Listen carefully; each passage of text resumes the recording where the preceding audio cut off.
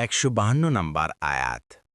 ولا تقربوا مال اليتيم إلا بالتي هي أحسن حتى يبلغ أشده وأوفوا الكيل والميزان بالقسط لا نكلف نفسا إلا وسعها وإذا قلتم فاعدلوا ولو كان ذا قربى وبعهد الله أوفوا ذلكم وصاكم به لعلكم تذكرون।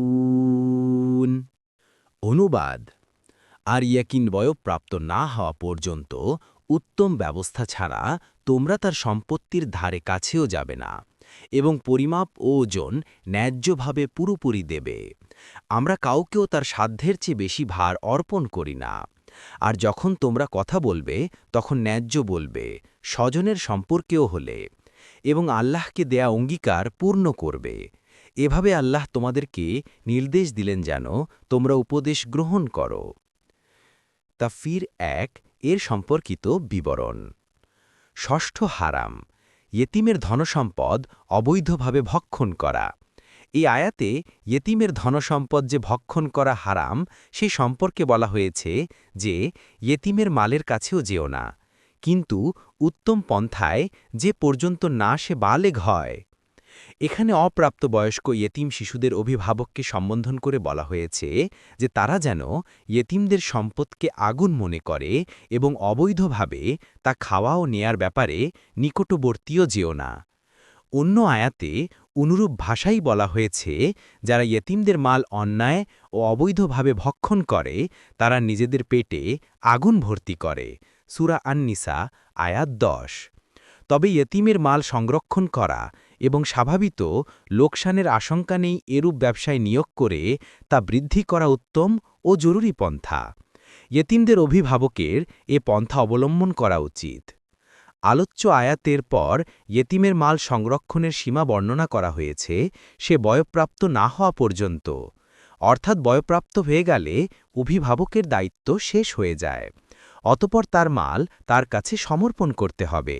আশুদ্ধা শব্দের প্রকৃত অর্থ শক্তি। আলেমগণের মতে বয়ঃপ্রাপ্ত হলেই এর সূচনা হয়। বালক বালিকার মধ্যে বয়ঃপ্রাপ্তির লক্ষণ দেখা দিলে তাদের মধ্যে নিজের মালের রক্ষণাবেক্ষণ ও শুদ্ধ খাতে ব্যয় করার যোগ্যতা হয়েছে কিনা তা খতিয়ে দেখা দরকার।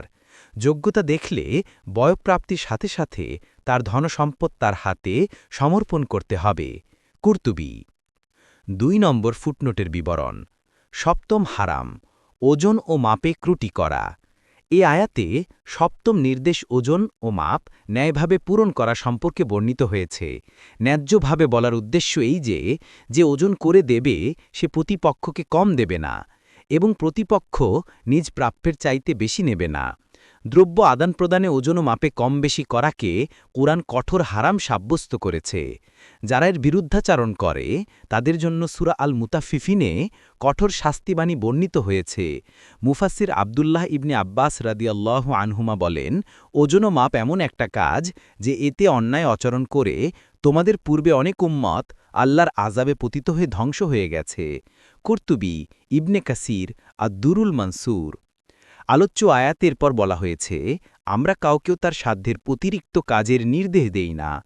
এর অর্থ এরূপও হতে পারে যে সাধ্যমতো পুরোপুরি ওজন করো, তারপরেও যদি অনিচ্ছাকৃতভাবে ওজনে কম বেশি হয়ে যায় তবে তা মাফ, কেননা এটা তার শক্তি ও সাধ্যের বাইরে।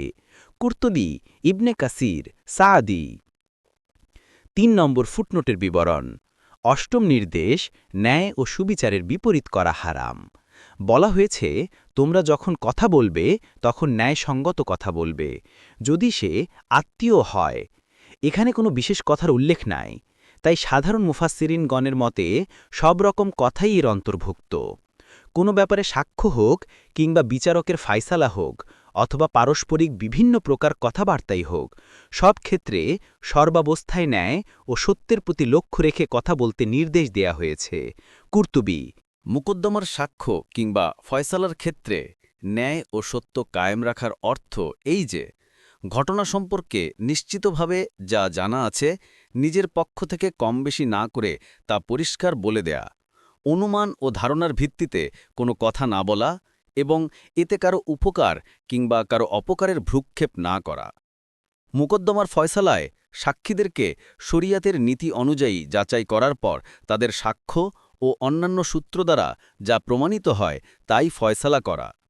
সাক্ষ্য ও ফয়সালায় কারো বন্ধুত্ব ও ভালোবাসা এবং কারো শত্রুতা ও বিরোধিতা সত্য বলার পথে অন্তরায় না হওয়া উচিত।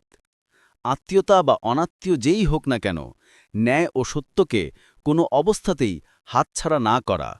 ইবনে কাসির, ফাথুল কাদির, সাদি, আইসারুত তাফসির, মুয়াস্সার। 4 নম্বর ফুটনোটের বিবরণ। নবম নির্দেশ, আল্লাহর সাথে কৃত অঙ্গীকার পূর্ণ করা। বলা হয়েছে, আল্লাহর সাথে কৃত অঙ্গীকার পূর্ণ করো। এই অঙ্গীকারের দাবি হল যে পালনকর্তার কোনো নির্দেশ অমান্য করা যাবে না।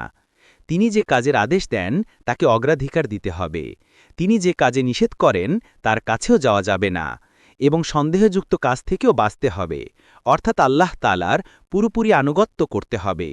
এছাড়া এর অর্থ কোরআনের বিভিন্ন স্থানে বর্ণিত বিশেষ বিশেষ অঙ্গীকারও হতে পারে, যেমন আল্লাহ তাআলা তার রসুলদের মুখে যে সমস্ত অঙ্গীকারের ঘোষণা দিয়েছেন সেগুলো পূর্ণ করা। আল্লাহ বলেন, হে বনি আদম, আমি কি তোমাদের থেকে এই অঙ্গীকার নেইনি যে তোমরা শয়তানের দাসত্ব করো না, কারণ সে তোমাদের প্রকাশ্য শত্রু। সূরা ইয়াসিন আয়াত 60। আরও বলেন, আর তোমরা আল্লাহর অঙ্গীকার পূর্ণ করো যখন পরস্পর অঙ্গীকার করো।